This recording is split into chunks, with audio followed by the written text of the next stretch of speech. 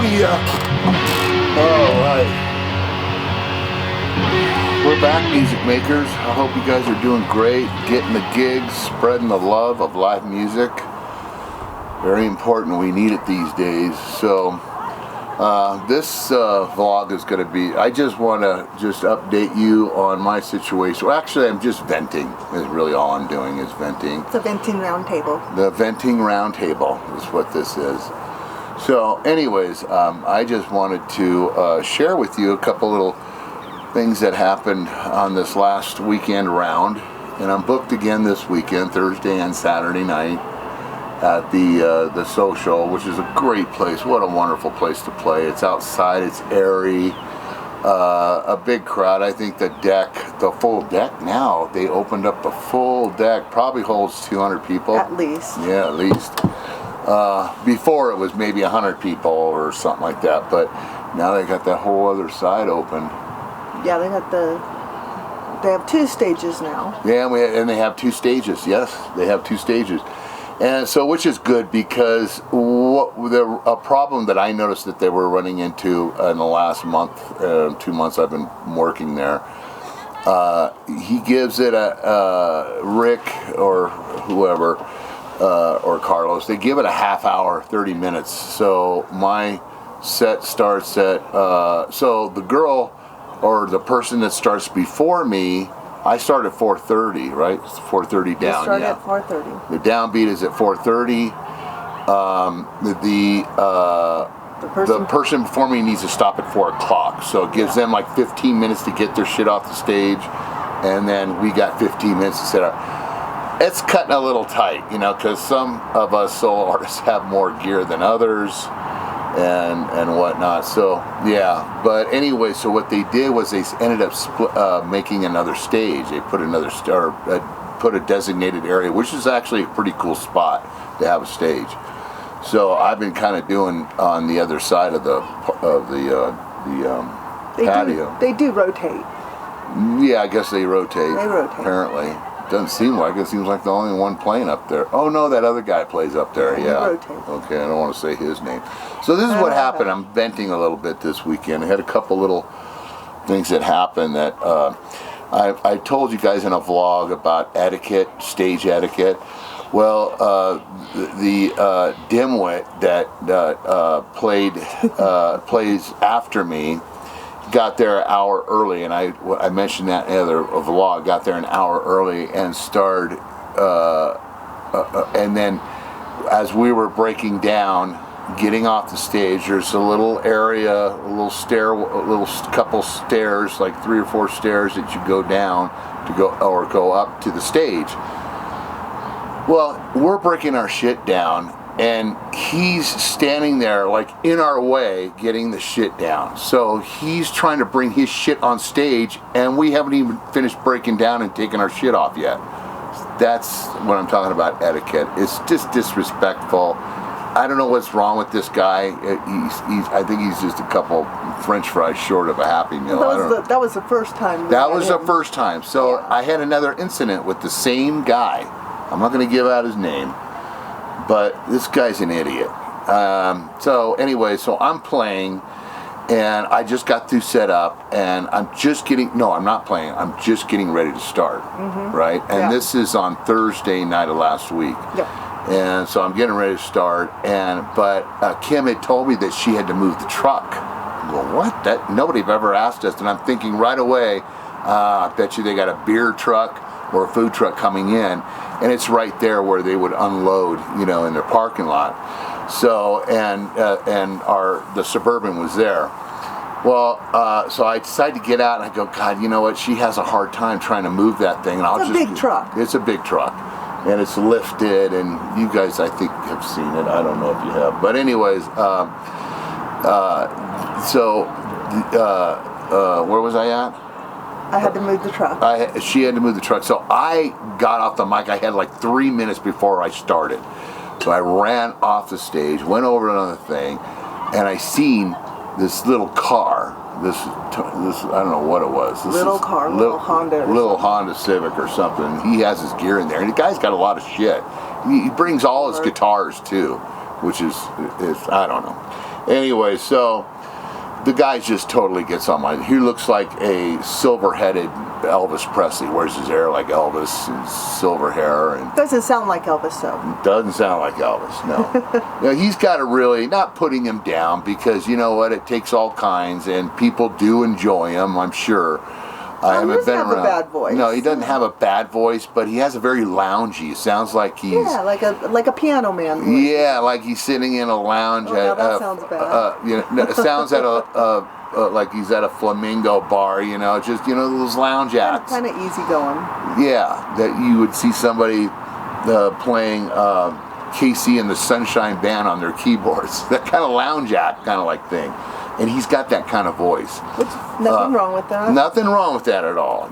So we're done, and so out of etiquette, I announce this guy's name, and I tell him, I says, he's playing after me. He's going to finish off the evening, and then I just kind of slipped out. I says, I have faith in him.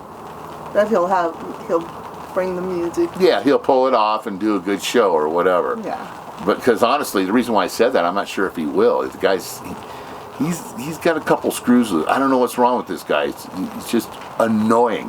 One of these annoying people. Like, you need to lay the red carpet out for this guy. He does everything a certain way, and then for 2 hours while he's on the other stage, tuning. Going over his iPad. He's messing around, and it's very distracting. He's tinkering around. It's a little distracting. It's no big deal, but I don't think he made any noise. But it was just like annoying. Like the dude's waiting there. It's almost like he wanted to hear my whole set to see what songs I was doing. I don't know. But this guy was a whack job, man. I swear to God. I just think it pissed me off so bad. That he wanted us to move our car in a regular parking spot. Oh, God, man, I couldn't believe it. But anyway, so I'm venting. So, yeah, you just got to watch out for these assholes out there. Some of these guys have egos. They're very particular. If they can't do their routine in a very specific way, they end up having a period, and they're cranky and they're jacked up, and I don't know what's wrong with them. It's an ego thing or insecurity. I don't know what it is, man, but it's nuts. So I'm over that crap. It's got issues. So, and now the other half of this is about, it's interesting, and Kim will share with you what goes on in the audience that us artists don't really see. And I don't want to know anymore. So go ahead, tell them your little story. Oh my goodness. Okay, this goes out to the girlfriends, wives that go to their man's gigs. I want to know if I handled this correctly, and I want to also know how you guys handle stuff like this if you go to your man's gig. I do a lot with Jeffrey at the gigs. I help him set up and what have you. And then I kind of sit towards the back, but where he can see me. And we had friends with us that evening. And Jeffrey was doing his thing, and there was a couple sitting next to us, a nice couple. And she kept trying to get video, and I would move out of the way so she can get video and stuff. And start chatting with her. She seemed like a really nice lady, her and her husband. And then the next thing I know, she's like saying, I have the perfect man for my single girlfriend. And so I looked at her and I said, oh, who would that be? And she goes, well, the singer. And I said, no, you can't do that. And she got kind of on the defense and said, why? And I go, well, because that's my husband. And her husband immediately said, I told you. And she goes, well, I looked for a ring. And I go, well, he doesn't wear a ring. And you go, that doesn't matter anyway. I have a ring. I wear it once in a while, but it's just I'm playing so much. The man takes me to all of his gigs. I'm definitely not worried about and even if I wasn't with him, I wouldn't worry. But so she made a point of saying, well, I looked for a ring. She was really apologetic, and she was really nice about everything. She got busted. Yeah, she got busted. And then she goes, well, I want to show you a picture of my girlfriend because she looks like your friend. Well, my friend is very beautiful. She has long salt and pepper hair, very silver. So she's very pretty. Anyways, so she shows me this picture, and I had to show my girlfriend because this girl was not anything like my friend. And so I showed her, and she looked at me and she goes, do I look like that? And I go, no, no, no. So I handed the lady back her thing, and then the lady looks at me and she goes, oh, but you have nothing to worry about. She doesn't live anywhere close to here. And I just went, I don't have anything to worry about anyway. I think she was just spinning her tires because she got shot. She was shocked. She got busted. And still, that was so rude. That added insult to injury, right? I'm like going, well, I don't have anything to worry about anyway. I trust my man.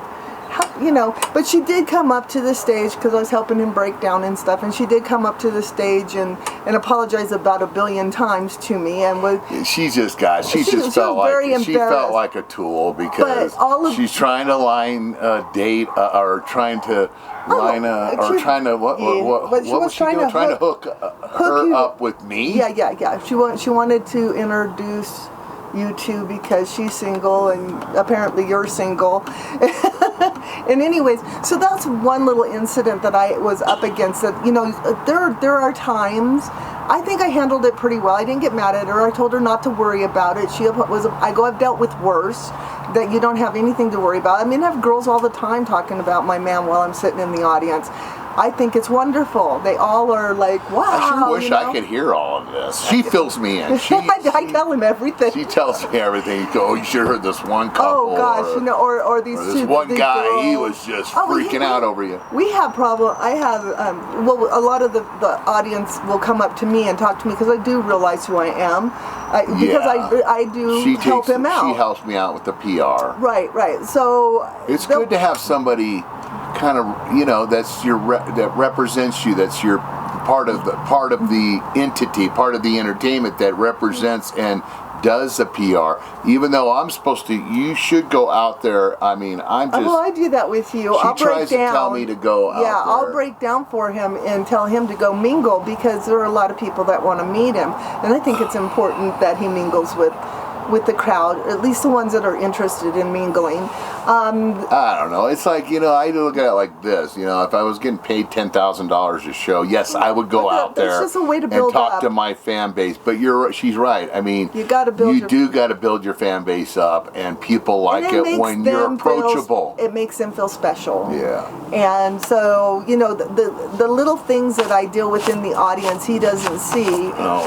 But I do share everything with him because I find it to be hilarious and it's fun, and it makes me feel good to know that there are people. But I just wanted to know from the women, you know, when your man's playing and you're sitting back and how do you deal with some of the situations? And because I could use some pointers, I think, at this point. I'm used to being his bodyguard. That one's fun. When the drunk chicks get too rowdy, that one's kind of fun. But to deal with people trying to hook. This is the first one. This is the first one that I've had where a woman was actually trying to hook her friend up, and her husband with me. And I haven't even met the girl that was even trying. It was kind of funny, but the husband kept telling his wife, "Yeah, I told you." I think she just felt rotten. She just got busted. She kept sticking her foot in her mouth. I felt bad for her, but that's exactly what she kept doing. Kept sticking her foot in her mouth, and she's embarrassed probably. You know, she didn't know that Kim was my wife, so you know. Yeah, because you know, I guess you know. It's interesting that us as artists, solo artists, or duets, or whatever you guys do, it's even interesting. You really don't know what's going on in the crowd, which is kind of a good thing because if I knew what people were saying, and when she talks a lot about the guys too, the guys that she doesn't doesn't mean that they're hitting up on me. No. That's only at Elevation Weekend now. But that was years ago. But it's these guys that they find out they're in a band and they start doing band talk with her, and she's not really into that so much. Or what kind of equipment does he record with? I know that stuff now, though. Yeah, I do know that stuff. A lot of that. Yeah. But they like to chit chat, and I find that the men the men get really involved in his music. There's a lot more men that really groove to your tunes.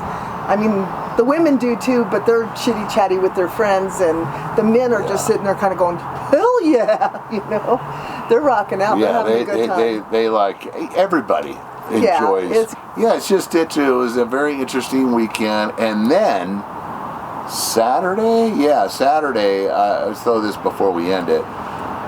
I know, and I'll probably do another vlog on that. When you guys do a show, do a gig, and everything you can possibly imagine goes wrong. And Kim, luckily, Kim, she's such a sweetheart. She says, it just kills me. I mean, it was just Saturday was one of those. One thing after another. It was one thing. What had happened was I decided to take my Taylor out and use the Taylor. Well, come to find out, I don't know if the battery was dead in or the volume. I forgot I had a volume control on the Taylor.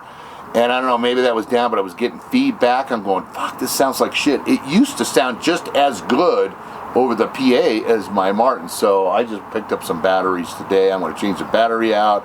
I'm going to dress up both guitars, condition the neck, clean the frets. I'm going to do an adjustment if I'm going to lower my action a little more on the Taylor and the Martin. I got room to come down because I have it. My action on the Martin is pretty much set up like bluegrass style because it is a dreadnought. So it's a bluegrass kind of guitar. So the action's not the lowest.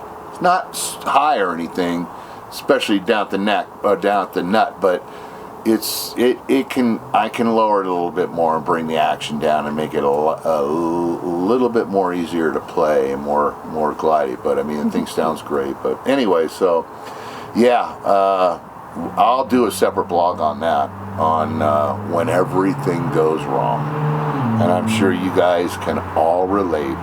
I don't care if you're just starting off rehearsing and you're having these rehearsals and you end up having a rehearsal that's like a nightmare, just everything goes wrong.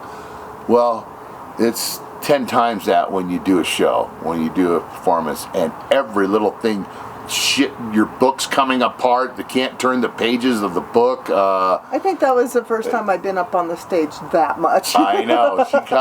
I'm like, oh, like this, I need your help, man, real quick. And yeah, and then one time, I think it was Saturday, I started off, or maybe it was Thursday, I started off, because that whole thing pissed me off about that guy with the shitty etiquette. I'm about done with him. I started off, and Kim's going, I don't hear you very well. And I look down, and I see my mains. The only thing I'm getting is my monitor. So I had her come up, and then she brought up the mains for me. And I go, oh, okay, there you go. Yeah, that was one thing after another. That was Saturday night. Yeah, that was one thing. It was one thing after another. But the audience still enjoyed you. They really enjoyed you. He was down on himself for little things going wrong here and there, but it was like you had no control over what was going down. Oh my God. So you know what though, but that's again, it's a beast of the business. Once in a while, you're gonna have a shit show. I just watched this documentary on Elvis. It's a pretty interesting documentary, and they were talking about a really bad night he had in North or South Carolina. He had a show, and this is before his death, just right before he had died, but it was that same year or maybe the year before, but he was talking about everything went wrong. His Don Kirshner or whatever his name is that has the orchestra, they fucked up. I mean, just things went wrong. I mean, like she said, a lot of times the audience doesn't really catch it. They don't if they do, okay, whatever. They don't care. It's like a little bit of dynamic of the show. It gives the show a little bit of dynamic. And he's a jokester, so it kind of, they kind of just flow with everything because, it's just you're just good on stage. You have a great stage presence and I try to do my thing, But anyway, so you guys, thanks so much for hanging out with us, and we'll get a vlog up next week, and we'll think of a good subject. And, or he will. And I want to hear from the girls, the significant others, whoever they may be. I don't think I have any women on my. I got a couple girls. There's a couple girls on my channel. There's partners in here. I think I got like 2 or 3 girls on the channel. You got some of y'all have partners maybe that go to your gigs. And but the girls I have on the channel, they're solo artists. Yeah, but they don't hear with the audience. I'm talking about the partners of the artists. They're a man. They're a man or a woman. Or woman or whatever. Or man, whoever. We don't care. Yeah. I'm sure you guys have wonderful stories, man. I'm sure you love to do. hear some of them. But yeah, we like to read the comments. We like to go Yeah. through the comments and try to respond. But anyways, you guys all rock. You guys are wonderful.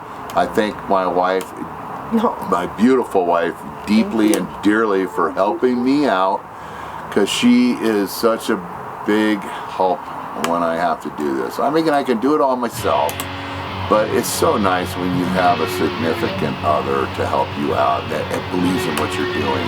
Well, that's her. So It's fun. Anyways, Hey, peace out, you guys. yeah, peace. We love you.